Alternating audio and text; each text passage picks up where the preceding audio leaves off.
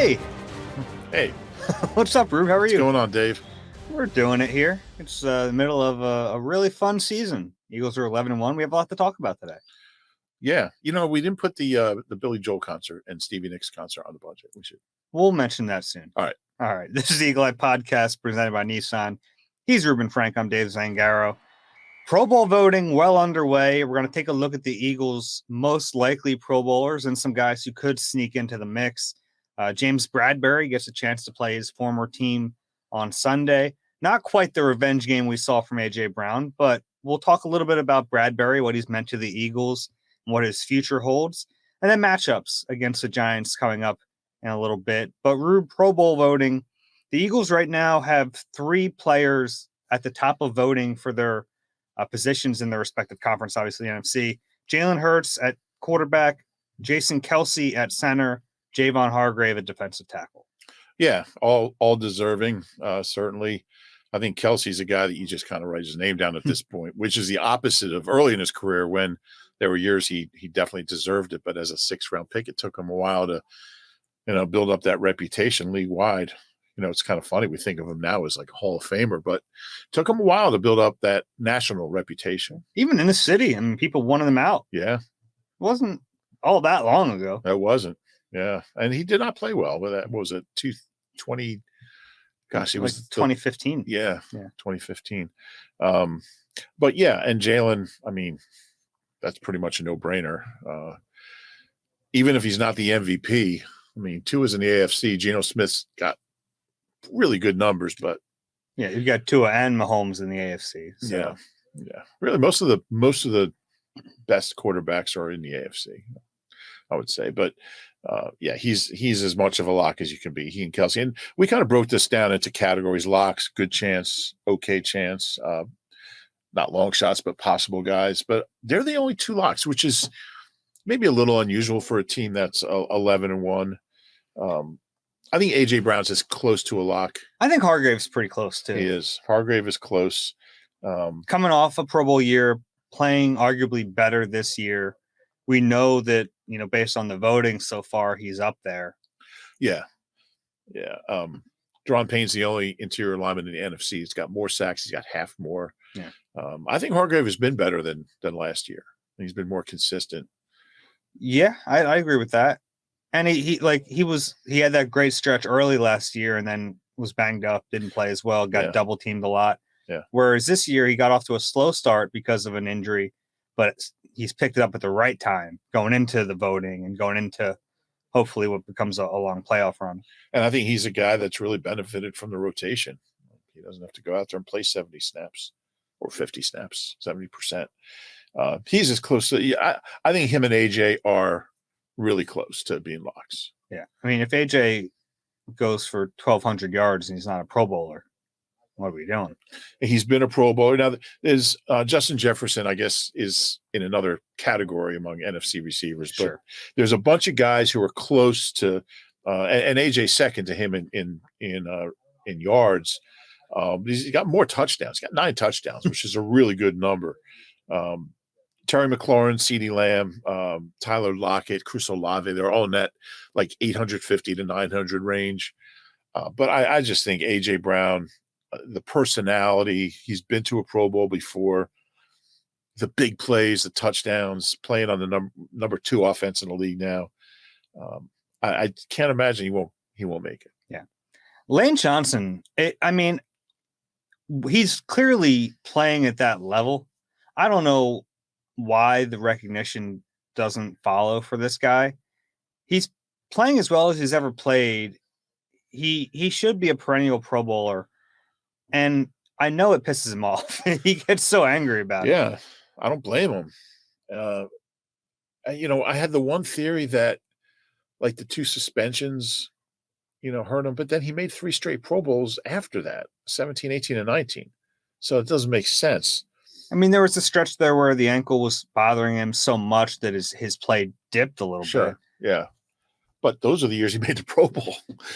No, he's 18 and 19. I mean, he got hurt in 18, 19. He was hurt all year, and he made the Pro Bowl those years. Then, last year he started bouncing back. But I mean, I think this year he's played. His theory last year was because he missed those 3 games. Could be, but guys make the Pro Bowl. I don't know. I hope that the nature of his missing those games wasn't. Yeah, tough to know, but wouldn't surprise me. Yeah, I mean, he's playing. We forget about how good Lane is because he's just so reliable. Maybe that's what it is. It's like you take him for granted because he's been so good for so long, but he's legitimately one of the best tackles in the league. Yeah, he is. And the fact that the Rams guy retired probably helps him, opens up a spot. He made it every year. He's better than Andrew Whitworth ever was. He was pretty good. Lane Johnson right now is better than Andrew Whitworth ever was. That's probably true. Yeah, that's probably true. But that's not even a knock on Whitworth. But he had that name for whatever reason, he had that name recognition. I don't know why. Guys, some guys get that and some guys don't. I guess the right tackle thing. Maybe. Yeah, I don't know. It's stupid though. Yeah, but I think he's got a pretty good shot. I do. I don't know if anybody checks Pro Football Focus. He's a number 4 left tackle in the NFL. Right tackle. Right tackle in the NFL, number 2 in the NFC. He should go. I would certainly vote for him. Yeah. He hasn't given up a sack in like 4 years. Or it's something crazy. What else is he supposed to do? Has not given up a hit this year. Yeah. I think since week 10 last year. I don't know. Maybe it's the Kelsey thing. Maybe people are like, well, Kelsey's their O-line. I don't know. It's a mystery to me. If he doesn't get it this year, there should be definitely an inquiry. What about Slay? Deserves it. We should do Slay and Bradberry together. I think Bradberry's maybe been a little more consistent, but he's not facing the number 1. Yeah, Slay has, as Jim Schwartz would say, tough duty out there. And I mean, there are games where we just don't even think about Slay because he's wiped the receiver off the face of the earth. I guess like the one game McLaurin gave him a little bit of trouble, but I mean, sometimes the receiver is going to win. Yeah, and some of those are just really great throws. The problem is you're probably not getting 2 corners in the Pro Bowl. Right. Slay doesn't have interception in his last 6 games. A little surprising. That's what they're going to look at, those numbers. One hit off his helmet that Josiah Scott picked off. I think it helps him that he's a 4-time Pro Bowler. Mm-hmm. Certainly people look at that. Whether they should or not, I don't know, but that's something that, well, he's been a Pro Bowler before. He must be. Bradberry's been one 2 years ago with the Giants. I don't think he'll go just because of Slay. I think Slay's got a better chance. But Bradberry's been really good. And then, there's the injured guys. I mean, Chauncey Gardner-Johnson should go. 6 interceptions. Still leads the NFL. Yeah. So the weird thing here, and hat tip to Jimmy Kempsky, Philly Voice, for pointing this out.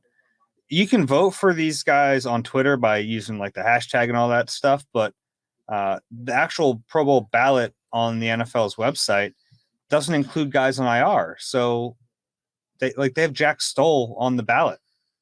Yeah, that's a travesty. Doesn't make any sense. Makes no sense. Like I'd take Dallas Goedert with 4 fewer games than, most of the tight ends in the NFC. Yeah, and the only NFC tight end with more yards than him is Hawkinson. He's been on 2 teams. Yeah. He's played well for mainly the second team, but I don't know any way to rank tight ends where Dallas Goedert doesn't deserve to go to the Pro Bowl, but he probably won't because of the stupid way they list him. And CJGJ's in the same boat. 6 picks and 8 pass knockdowns, 4 tackles for loss, 2 quarterback hits. I don't care how many games he misses, he deserves it, but probably won't go. Yeah. How about the next category? Next category, guys with a decent shot. Goddard was one of them. Bradberry's one of them. Miles Sanders is an interesting case for me. A little tough, I guess. Yeah. A lot of good running backs. He's 3rd in rushing yards among AFC running backs. NFC. God, did I say AFC? Yeah. What is wrong with me? I don't know. Everything's just flipped. You got Lane on the left side. You've got Miles in the AFC. Yeah. But Miles has had one of the best years among safeties. But Saquon is, his former teammate is about 1,000 yards ahead of him, and Dalvin Cook's 2 yards ahead of him. or 3 yards ahead of him. So, I mean, he's right there. I don't think people nationally look at him that way. I can't quantify that, but he's got 9 touchdowns after none last year. Yeah. So he's got the second most touchdowns, and then his 4.9 average is third highest in the NFC among starting backs. He's having a really good year, really, really consistent. You know, it's a cool stat. He's got at least I guess that ended last week. He had 46 yards or more in every game, but he only had like 24 Sunday. So can't use that one. But he's just been really consistent. Had some really big games. I wish the receiving numbers were a little higher, but I think he's got a shot. Anyone else in that category? Reddick. Yeah. It's really competitive. A lot of guys in problem. And it's a shame for that position, but it really becomes count the sacks. Yeah. Yeah. And he's got other good numbers too. Forced fumbles. 3 forced fumbles. Sometimes that can play a role. Yeah. Those are game-changing plays, and he's got a knack for that. Yeah. He almost had one on Sunday. He did. Caused a sack. 4 quarterback hits, 6 tackles for loss. Having a really been a Pro Bowler. He's never been a Pro Bowler. I mean, if he's had 3 straight years with 10 sacks. Well, no, he has 2 straight years. Well, he will.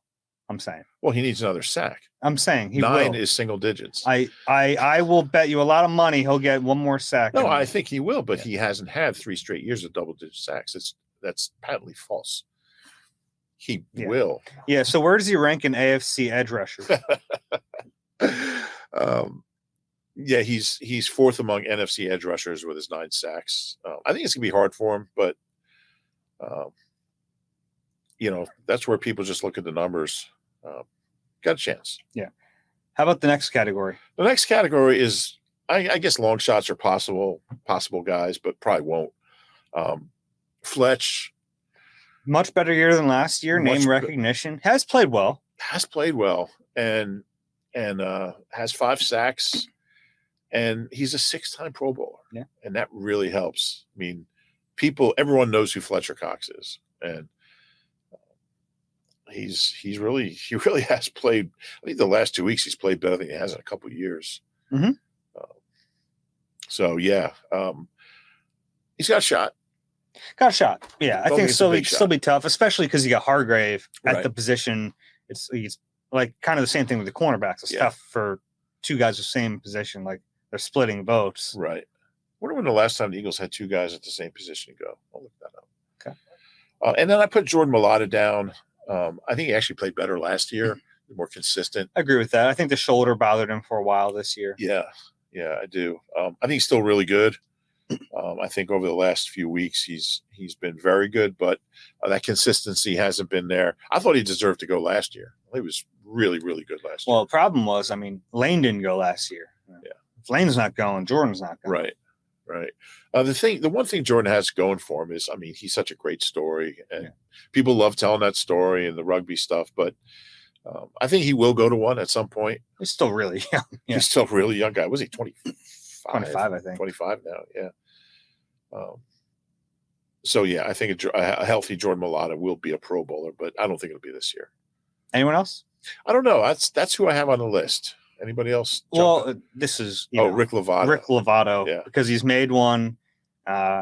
He hasn't had any issues, and they're the best team in the conference. So, yeah, I don't know how people vote for. So he was really proud though a few years ago when he got named, because it was like other long snappers voted on it. Like, right. So it was a legitimate thing, and he was really proud about getting named.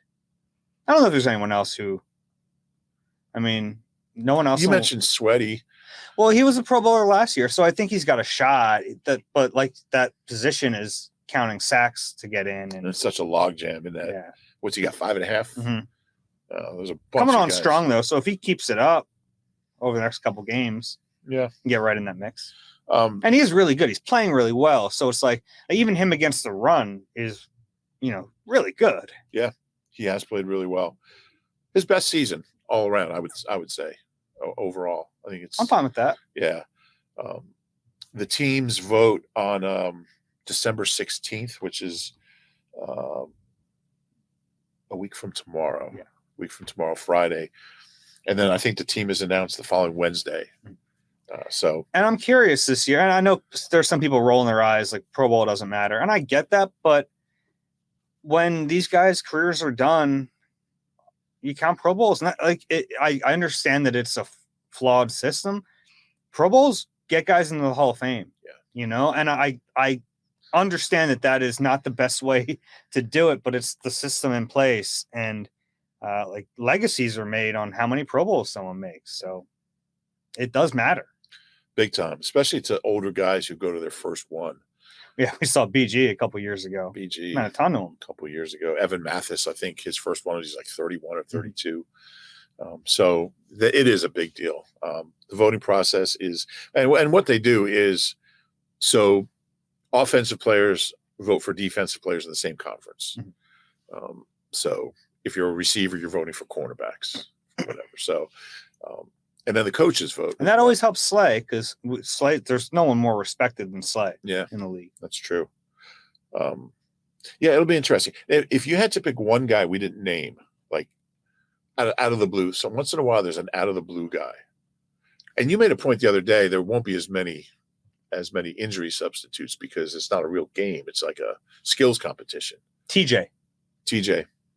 If we're looking for someone, I don't think he'll make it, but like out of the blue, he's going to have good numbers in terms of tackles, playing for a really good defense. Splash plays haven't been there, but he's been really solid.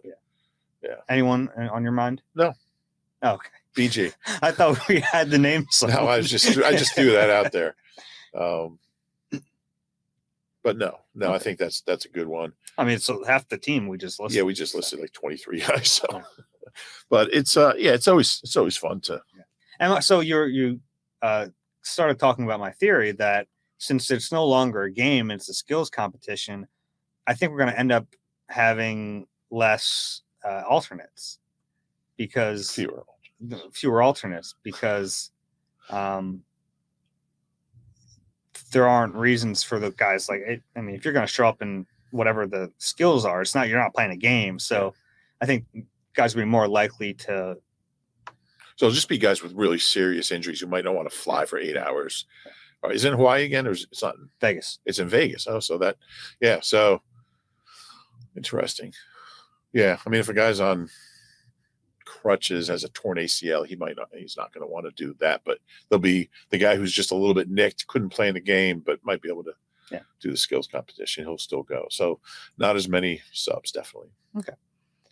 You good on Pro Bowl stuff? Good on Pro Bowl stuff for a while. Sorry for people who hate the Pro Bowl stuff, but we find it kind of interesting. And this team's so good that it's not crazy to think they're going to have a lot of guys. Yeah, I think they'll have 6 or 7. Yeah, that's a lot. Yeah, it is. That's a whole lot. Yeah. One of those guys we mentioned, James Bradberry, getting a chance to play against his former team on Sunday. I get the sense that it's not on his mind like it was for AJ Brown. I think he's a little more reserved with his emotions than AJ, but I think there's still some added incentive. No doubt. And it did not end real well there either. He was, they kind of kept him dangling. They kept trying to trade him.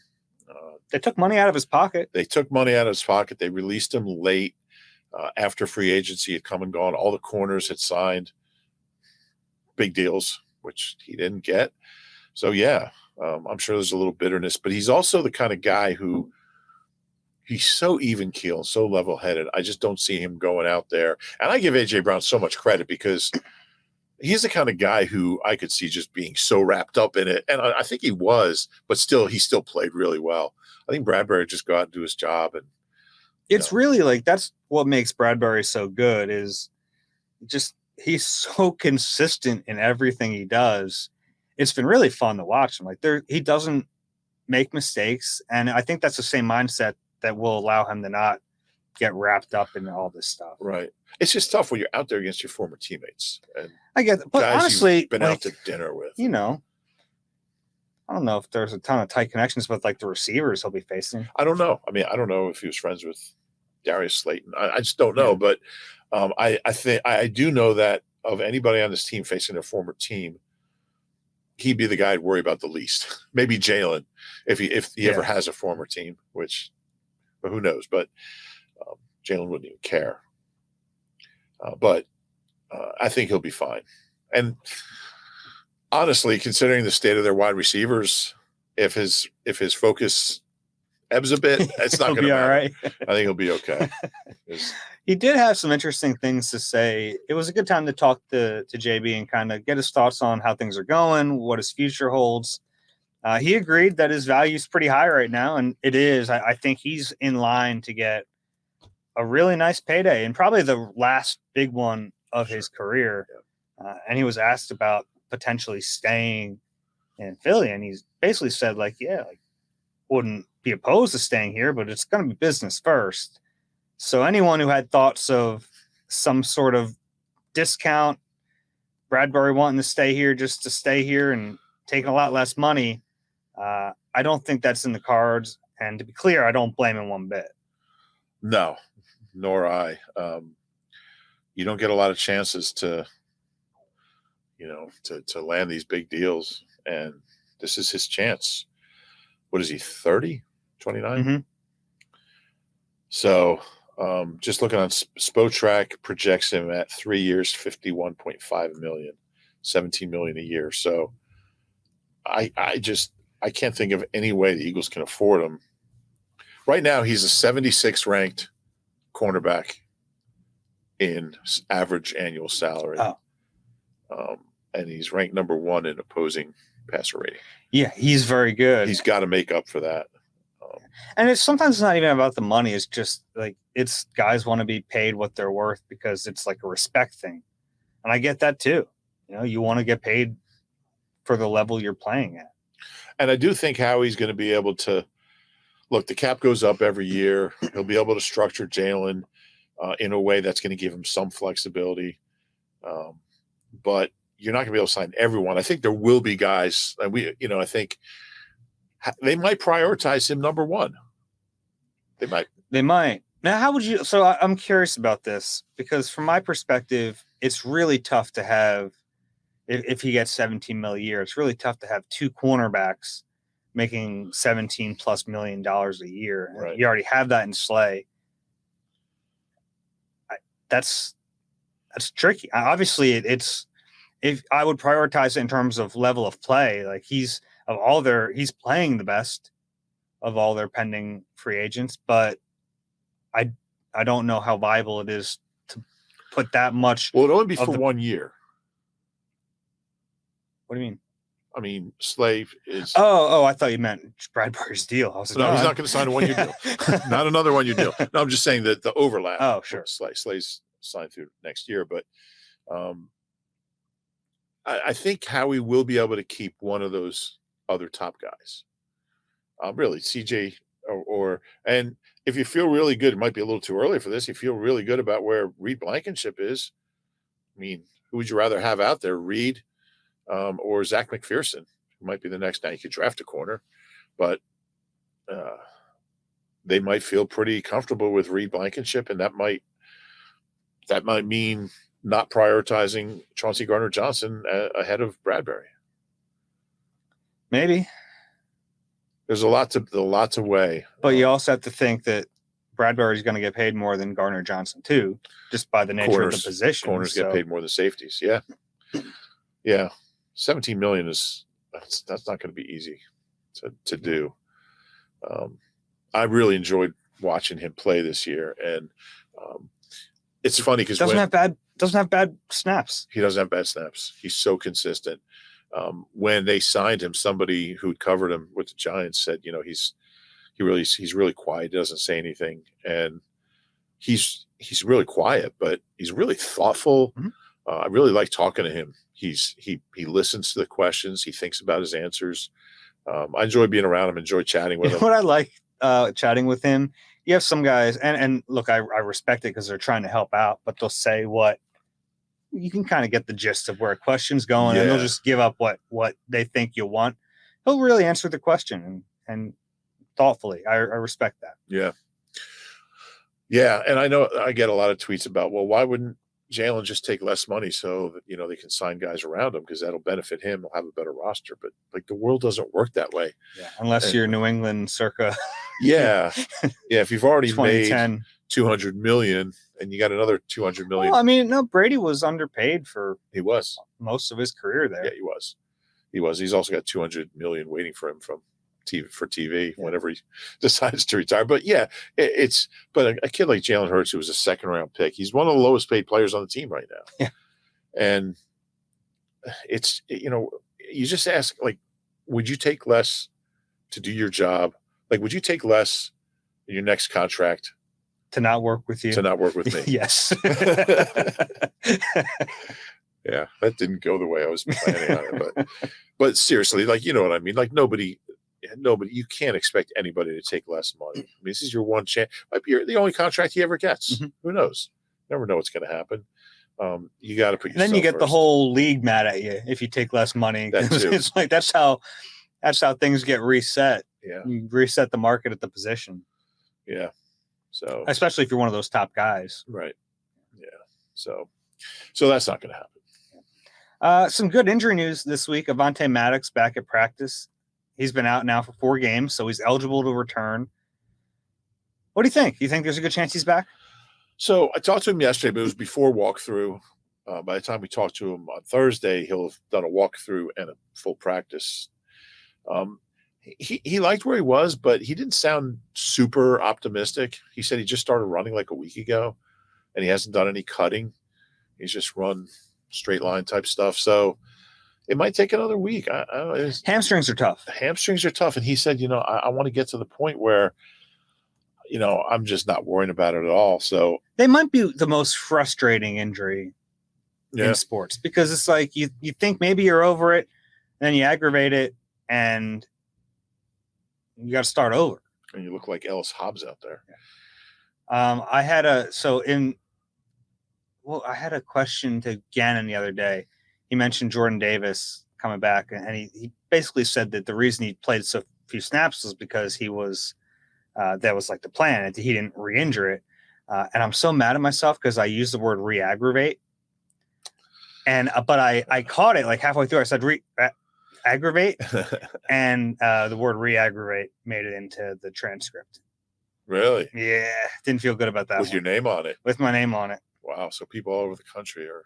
And it was a follow-up question, so I was just trying to get it out there. I blurted it because I wanted to, and I said, which obviously re-aggravate is not a thing. Aggravate an injury. Yeah, it's like the George Carlin line. He's like, I was driving down the highway and the truck goes by me and it says flammable. So I'm driving down the highway a little later and another truck goes by. It says inflammable. I'm driving a minute later, another truck goes by, a third truck, and it says non-inflammable. He says, I don't get it. Either the thing flams or it doesn't flam. It's not bad. He was amazing. That guy was so funny. But yeah, you ever ask a question? And like sometimes I'm not great at asking questions. I've gotten better. It's something I work on. But sometimes you just get like mumble mouth and you just can't get it out and you end up talking too long like I am right now, like some people do on a daily basis. And you're thinking this is going to show up on the transcript like this. I think I'm that's one thing I'm okay at is I ask pretty concise questions. Yeah, you do. And that's the most important thing. Just like, don't answer the question in the question. Don't lead the answer. Just get in and get out. I've gotten better at it. But sometimes you have that pressure to like win the question face off. Yeah. Then you're talking like, oh, I'm talking right now. And he's listening to me and I got to ask a good question. Yeah. You ever ask like blurt out like JG and then like, I don't know what to ask him. Like, no, you get the floor and like, but it's like, I don't know if you've never watched an Eagles press conference, like with the coaches, it's like a free for all because we're all blurting out questions and trying to like talk over each other and get the guy's attention. And once you get the eye contact, it's your question. But sometimes there's some guys who just keep talking and talking and talking. There could be 2 guys asking questions for like 10 seconds. Yeah. It gets pretty awkward. It's fun though. Well, I mean, we sit in the front row, so we have a built-in advantage. That's true. Although sometimes I think the second row has an eye line advantage. They're a little raised. Yeah, people are listening. Sometimes I forget people are listening to this, and they're like, "What are you guys talking about?" We're actually recording now. Yeah, that's all I have on Avonte. We'll see if he's back. It's a big week for him to get back. Yeah, it is. And he talked about Josiah Scott, who's played okay. I think in Avonte's absence, I think he's played okay. He's given up big plays. Given up a couple big plays. He's physical, good tackler. He's not Avonte. Yeah, but he's held it down. It hasn't been a disaster. It's the Nissan Thrill of the Drive event, so gift yourself what you really want this holiday season and shop at your local Nissan store or visit nissanusa.com today. Just like the holidays, these offers won't last. Opioid addiction is a national public health crisis. The Someone You Know podcast from the Independence Blue Cross Foundation offers inspiring stories that challenge stigma, offer hope, and humanize the disease of addiction. Download the new Season 3 of Someone You Know on all major podcast platforms. Rube, Eagles-Giants on Sunday. Big one. Division Got to game. wait a long time to play the Giants. It's crazy, isn't Week it? 14. Yeah. They've come down to earth a little bit. And I think the Eagles got a little lucky with the timing because the Giants aren't playing the way they were early in the season. They've got some injuries. But they're dangerous. They're really well coached. They're really well coached. I think Brian Dable's done a terrific job. They don't have a ton of talent. They're maximizing right now. He's maximizing what they have, and I think he's got a good staff. Mike Kafka's a good start. Mike Kafka, who's a guy who, when he showed up at his rookie training camp here, you're like, well, he's not much of a quarterback, but he's going to be a hell of a coach. Yeah. And he'll be a head coach soon. The Giants were what? They were 6-1. I always joke with Mike and Jason Avant way back. Remember when the lockout year and I was covering all those workouts? Yeah. In the beginning, it was like, Vic showing up and Shady and Macklin. Yeah. And by the end, it was Mike Kafka throwing the Jason Avant. And I was there every day just watching. I've seen those guys throw and catch a football together more than anyone in the world. Giants 1-3-1. So they've only won one of their last 5 games. Coming off a rousing tie. And that was against Houston. But they play everyone close, and they're competitive, and they don't beat themselves. They win a lot of close games, and they have a lot of the qualities that I thought the Titans had, like that would make the Titans a tough matchup. Interesting. Not the same like schematically, but like yeah, tough teams, well coached, maybe not the most talented, but they're like finding ways to win. But after watching what the Eagles did to the Titans, I'm not falling in that trap. Yeah, and I think they have kind of like the Titans. They have very limited ways to beat you, and Saquon has been really good, but he hasn't been. He hasn't been incredible. He's 4-4. His last 3 games, he's like under. He's a little banged up. Yeah, he's a little banged up. Wear and tear. Daniel Jones is better than I thought. Well, let's get into the matchups here. And the first one for me is their rushing attack against the Eagles' run defense, because it's not just a single stream running attack. It's not just Saquon. It's Daniel Jones. That they draw up a lot of design runs for that guy. Yeah, and he's averaging almost like 50 rushing yards a game, 45. Yeah. He's a weird runner. He's almost stronger than he is fast. He's just a very strong runner. He's fast enough, but he just seems to find space to run when he shouldn't. I'm encouraged by the Eagles' run defense the last few games. It's been better. They were 31st in the league going into the Washington game in yards per carry allowed, and they're 4th over the last 4 games. Wow. That's a big difference, and a lot of it is, the new guys, especially Joseph, I think. Having Jordan back doesn't hurt, but when he only plays 6 snaps, there's a lot to it. I think they're just tackling better. They seem really gap sound.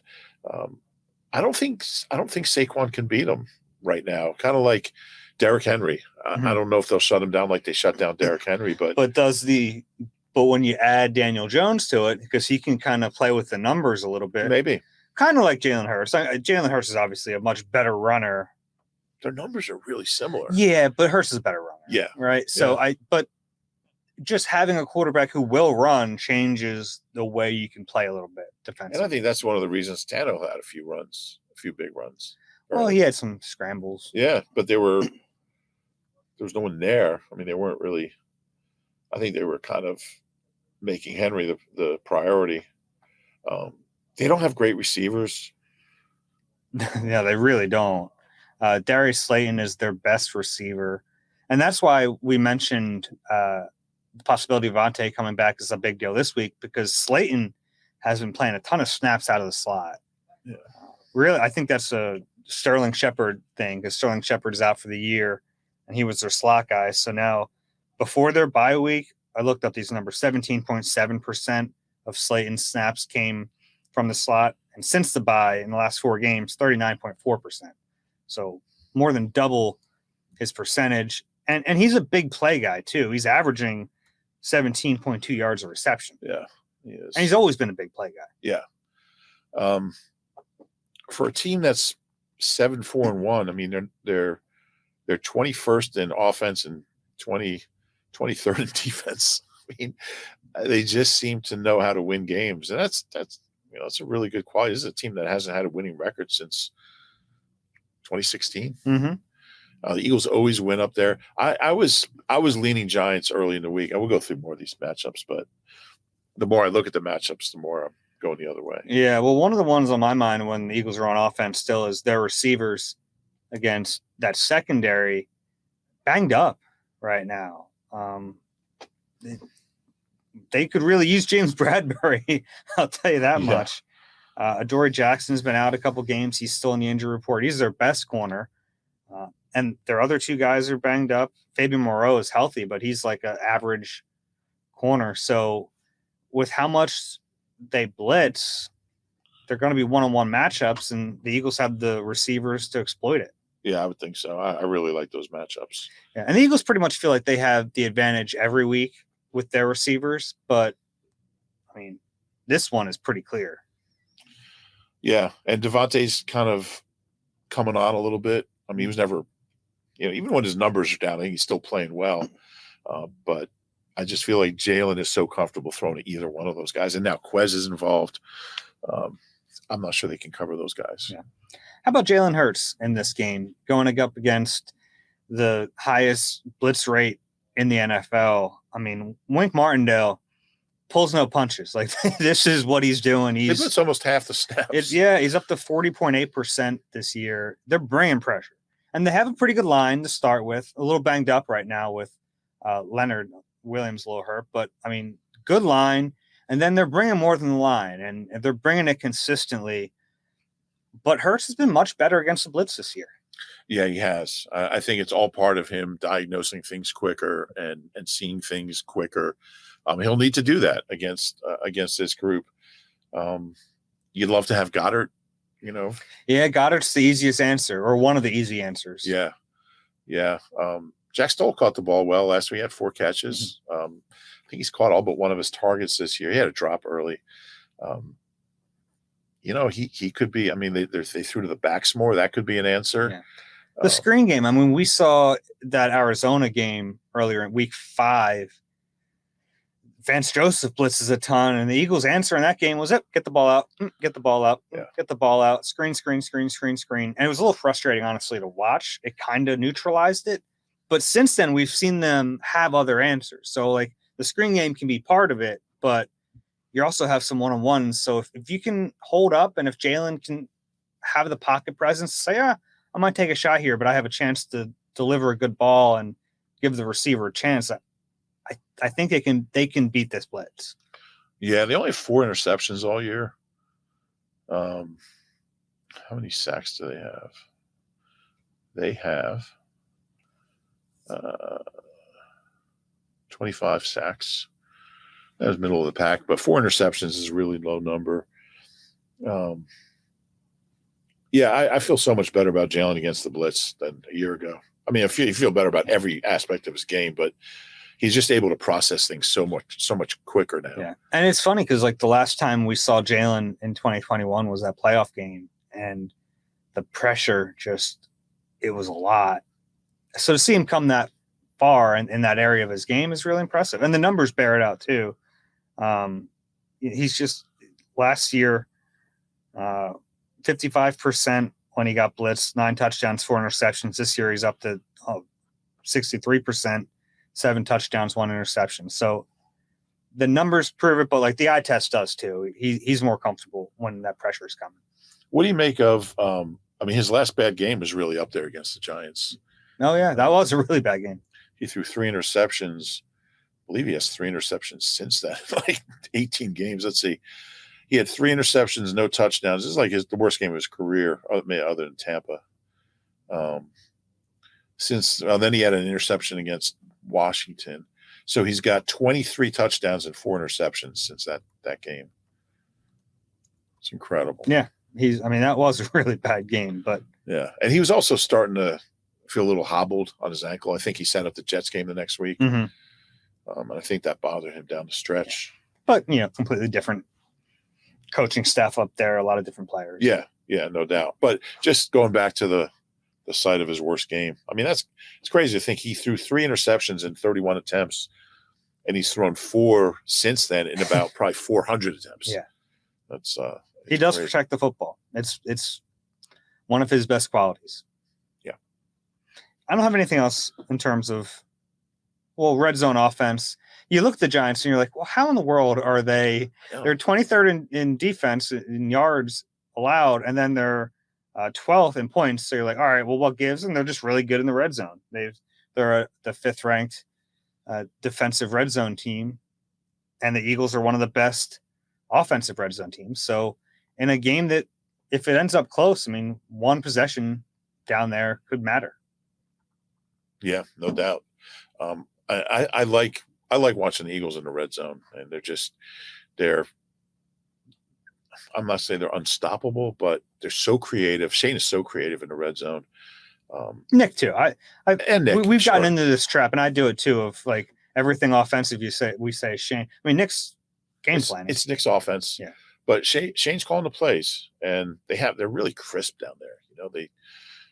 It better be. They spend 4 hours in low red zone meeting. Imagine that. 4-hour low red zone meeting. You think they'd let us monitor that meeting, write about it? I don't think I want to be in there for 4 hours. You'd probably love it. I probably would. Yeah. I'd probably fall asleep. Got anything else in this game? You're gonna pick the Eagles? I think I'm gonna pick the Eagles. I was really heavy Giants. And I was early in the week. I was trying to talk you into it. Yeah. Did you notice that? Oh yeah. I got to try to get that game back. Yeah. So we each have 2 losses. Yeah. And Mullen has 1. And Adam has 1. Adam has 1, and Barrett has 2. Yeah. I don't think anyone's gonna pick the Giants, but I got to use strategy here. Like I got to try to. I know. I took my shot with the Titans last week. It was a good shot. That's why, I feel good about picking the Vikings because I thought they were going to win. Mm-hmm. And they didn't. I just the ones I regret are when I go against my gut. Yeah, can't go against your gut when you're picking games. Can't do it. Yeah, because even if you win, you're like, yeah, shouldn't have done it. It's cheap. Yeah. The last little thing here, I just wanted to plug one of my stories. Yeah. I thought it was a fun idea. I noticed the Eagles have 7 captains, which is a lot of captains, but the 3 that have been going out for the coin toss, at least the last couple months, have been Brandon Graham, Jason Kelsey, and Fletcher Cox, who have been teammates now for over a decade. So I just talked to each of those 3 about that moment, getting to walk out there with each other before each game. It was fun. Yeah, it's a fun story. Yeah.